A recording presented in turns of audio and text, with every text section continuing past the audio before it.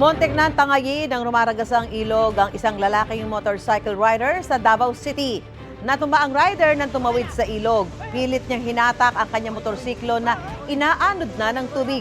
Sabi ng rider, nagmamadali raw siyang makauwi kaya pinilit niyang tumawid sa ilog. Nakita kinabukasan ng natangay niyang motor at kinuha ito sa tulong ng backhoe. Sa Senator Ninoy Aquino Sultan Kudarat, naging pahirapan sa ilang residente at guro ang pagtawid sa ilog dahil sa walang tigil na ulan. Ang ilang tumawid ng ilog gamit ang motor, nagkaaberya dahil pinasok ng tubig ang makina. Sa kabila ng perwisyong dulot ng masamang panahon, hindi napigil ang isang pamilya na magdiwang ng kaarawan ng isa nilang mahal sa buhay. Tila naging pool party na pasukan ng tubig ang bahay ng birthday celebrant. Itinaas na lang nila ang mga gamit.